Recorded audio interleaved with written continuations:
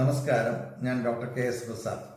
ഇന്നത്തെ എൻ്റെ വിഷയം ഹോമിയോപ്പതി ക്രിട്ടിക്കൽ കണ്ടീഷനിൽ എങ്ങനെ ഉപയോഗിക്കാം. അതിൻ്റെ അനുഭവസ്ഥനായ മിസ്റ്റർ പത്മരാജനുമായി സംസാരിക്കാം. മിസ്റ്റർ പത്മരാജൻ, ഹോമിയോപ്പതി ഒരു ക്രിട്ടിക്കൽ കണ്ടീഷനിൽ വിശ്വസിക്കാൻ പറ്റുന്ന ഒരു ചികിത്സാ ശാസ്ത്രമാണോ? തീർച്ചയായിട്ടും. എൻ്റെ അമ്മയ്ക്ക് പൾസ് കുറഞ്ഞൊരു സ്റ്റേജ് വന്നു. അമ്മയ്ക്ക് അതുപോലെ ഈ ഡയബറ്റിക് പേഷ്യൻ്റാണ് ആള്. അതുപോലെ ആൾക്ക് സോഡിയം കുറഞ്ഞിട്ട് ഓർമ്മ പോണ ഒരു സ്റ്റേജ് വന്നു. പിന്നെ ഓക്സിജനും കുറവായിരുന്നു. രാത്രി 12 മണിക്ക് എന്നെ വിളിക്കണം. അതെ അതെ. അപ്പോൾ ഡോക്ടർ ഒന്ന് മരുന്ന് തന്നു. മരുന്ന് ഒരു 5 മിനിറ്റ് കൂടുമ്പോൾ കൊടുക്കാൻ പറഞ്ഞുകൊണ്ടാണ് തന്നത്. അപ്പോൾ പൾസ് കിട്ടുന്ന സ്റ്റേജ് വന്നപ്പോൾ ഡോക്ടർക്ക് പരിചയമുള്ള ഒരു ഹോസ്പിറ്റലിലേക്ക് കൊണ്ടുപോയി നമ്മളാണ് ശാന്തി ആശുപത്രി. അതെ അതെ. അപ്പോൾ അവിടെ എടുക്കാൻ പറ്റില്ലെന്ന് പറഞ്ഞു. അതെ. അപ്പോൾ ഡോക്ടർ പറഞ്ഞിട്ട് അവർ നമ്മളെ അവിടെ അഡ്മിറ്റ് ആക്കി ചെയ്ത്. അപ്പോൾ അങ്ങനെ അവിടെ ഇംഗ്ലീഷ് മരുന്ന് അവർ കൊടുത്തോ? ഇല്ല ഇല്ല, ആകെ IV കൊടുത്തത്. വേറെ ഒന്നും ചെയ്യണ്ടെന്ന് പറഞ്ഞു. ഓക്സിജൻ പോലും കൊടുത്തില്ല.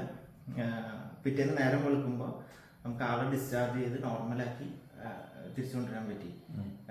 അത് എന്നെ സംബന്ധിച്ചിടത്തോളം എനിക്കത് ഒരു അത്ഭുതമായിട്ടുള്ളൊരു കാര്യം തന്നെയാണ്. ഓക്സിജൻ ലെവൽ എത്രയായിരുന്നു? ഓക്സിജൻ 70 സംതിങ് ആയിരുന്നു. അത് നമുക്ക് 94 എത്തി. 94 എൻ്റെ ഓർമ്മ. ഇതുപോലെ രണ്ടാമത് തവണയും ഹോസ്പിറ്റലിൽ പോകുന്ന അവസരം വന്നു. അന്നും ഇതേപോലെ തന്നെ 3 മണിക്കൂർ ആശുപത്രി അഡ്മിറ്റ് ചെയ്ത് പിറ്റേ ദിവസം. അതെ അതെ, അങ്ങനെ കൊണ്ടുപോയി. വേറെ പ്രത്യേകിച്ച് മരുന്നുകളൊന്നും വേണ്ടി വന്നില്ല. ആകെ IV കയറ്റുന്ന ഒരു കാര്യം ഉണ്ടായിരുന്നു. ഇവിടെ വരുന്നതിന് മുമ്പ് ഒരു വാളം മരുന്ന്, എനിക്ക് തോന്നുന്നു 10 ദിവസം മെഡിസിൻ ഏതാണ്ട് 2000, 3000, 4000 രൂപ ചെലവായിരുന്നു. ഇപ്പോ ആ മരുന്നുകൾ കഴിക്കുന്നുണ്ടോ? ഇല്ല ഇല്ല, ഡയബറ്റീസ് പോലും മാറി. അല്ല, ഇംഗ്ലീഷ് മരുന്ന് ഒന്നും തന്നെ കഴിക്കുന്നില്ല. ഇല്ല. എത്ര തരത്തിൽ ഗുളിക പണ്ട് കഴിച്ചിരുന്നു?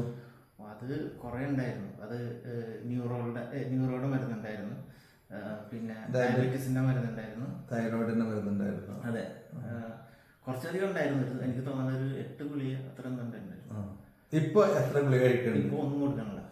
ഡയബറ്റീസിന്റെ അവസ്ഥ എന്താണ്? ഡയബറ്റീസ് നല്ലോണം മധുരം കഴിച്ചിട്ട്, എന്തൊക്കെ കഴിക്കും രാത്രി? മാങ്ങ, ഏത്തപ്പഴം ഇങ്ങനെ കഴിച്ചിട്ട് പോലും 130, 140 ആ റേഞ്ചിലാണ് നിൽക്കണേ ഫാസ്റ്റിംഗില്. ഹോമിയോപ്പതിയെ പറ്റി താങ്കൾ? എനിക്ക് അടിയുറച്ച വിശ്വാസം. അടിയുറച്ച വിശ്വാസം. ഇതാണ് ഞാൻ പറയുന്നത്, beauty of homeopathy, art of homeopathy.